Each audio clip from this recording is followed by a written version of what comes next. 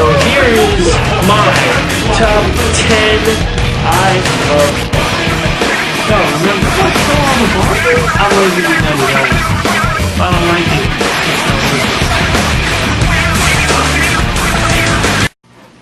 Hey everyone, it's me, Lazer99. Welcome to another Lazer Talks.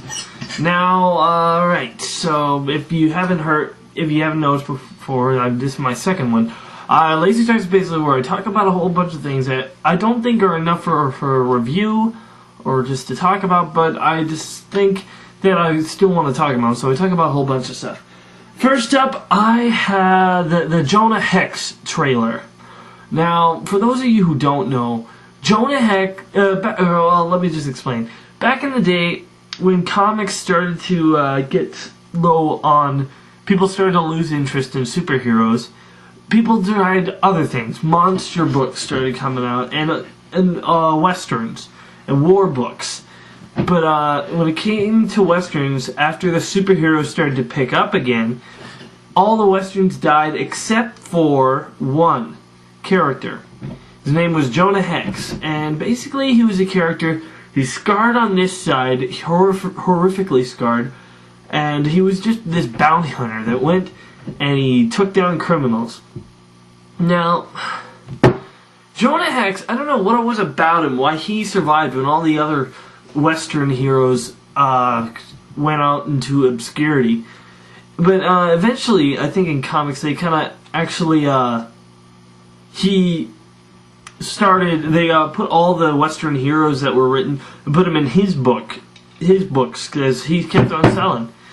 Now, Jonah Hex has a movie coming out, and I just saw the trailer, and I don't know what to say. The trailer, it shows him with powers. Okay, just because Jonah Hex is in a comic book doesn't mean he ever had powers, as far as I know. Now, as far as I know, because I have one graphic novel of him, because I bought it when I was getting excited for this before the trailer came out, so I bought one just to get a little bit of, just a little bit of Hex in me, and I read it. I thought it was a great book, and then I saw this trailer, and it's filled with these guys who have magic, and Jonah Hex touches a dead body, and the guy comes back to life. I'm like, what is this, pushing daisies?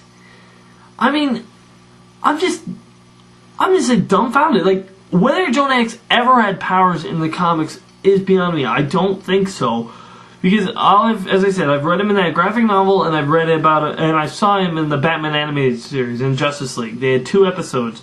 One where it shows the story of Jonah Hex, and another where it shows the Justice League goes back in time to the Western Age, and Jonah Hex is there. Now, so Jonah Hex never had any powers. He was just this really cool guy with a scarred face and a don't you give me any crap attitude.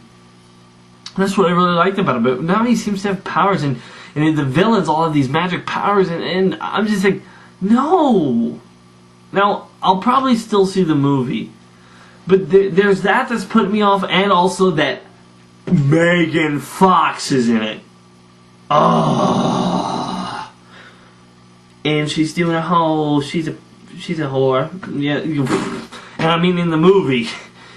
That's what she's playing. She's playing a prostitute, and I guess she's going for Jonah Hex. Now, Jonah Hex himself, the design of it looks really cool.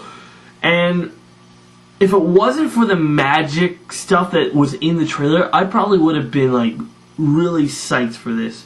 The magic stuff and Megan Fox really turned me off on this a little bit.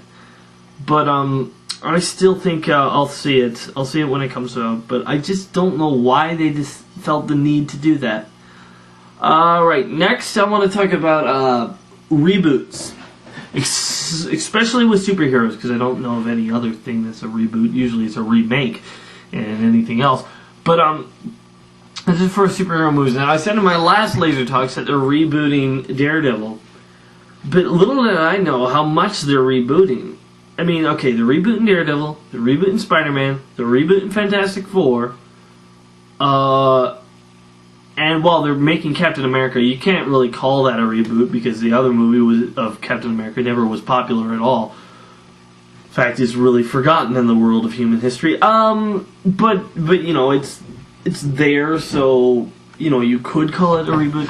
So there's a lot of reboots going on. I'm thinking, like, do you guys think that maybe there should be like a waiting period? I mean, especially for Spider-Man.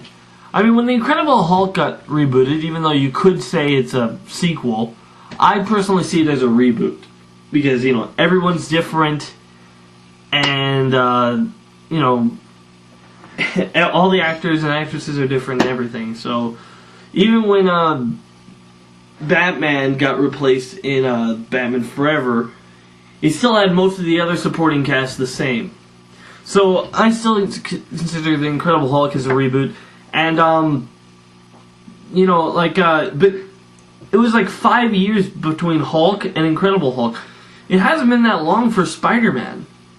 Technically, Spider-Man hasn't come out yet, but, I mean, the reboot hasn't come out yet. But do you think it's maybe too soon, or should there be a waiting period? And why all of a sudden the need to try to reboot all these? Are they thinking they got all the characters wrong before, and now they finally feel they can get them right? I don't know. Reboots are good, but if they have too many, then I just think, you know, slow it down. Also, here's some news in the superhero movie world. They have now set a release date for Batman 3. Or whatever they decide to call it. Yes, they're going to have a release date for Batman 3. It is going to be, I believe it's June 20th, 2012. So I know it's 2 years from now. The interesting is, it's in the same month when the new Spider-Man reboot is going to be coming out. That's going to be on June 5th, I believe, or 2nd maybe, 2012. So in 2 years, we're going to have another whole bunch of superhero movies coming out. I just saw the picture for look at the suit in Thor. It looks, I don't know, there it is, right there. I don't know, to me it looks a little plastic, if you know what I mean. It seems a little like it's not an actual suit. It looks like it doesn't look like actual armor. However, I don't know, when it's combined with some computer effects, it might look more realistic, or depending on the camera angles. Maybe this is just a bad angle to look at it.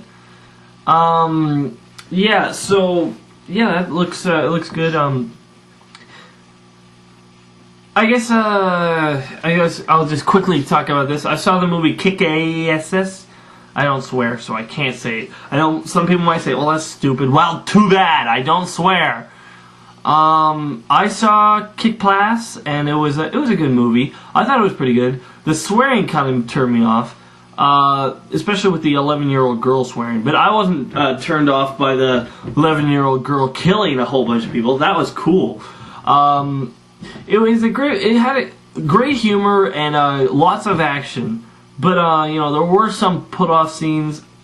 I'm not gonna give it a rating. I just say, you know, see it if you want. If it's still in theaters where you are, it's probably out by now.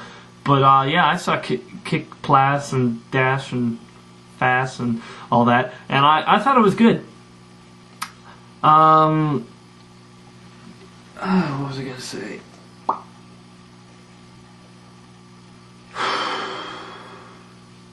Yeah.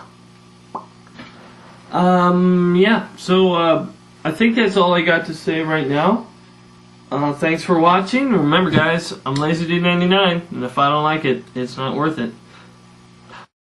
Be sure to check out more of my other videos on my channel, and wait for more coming soon.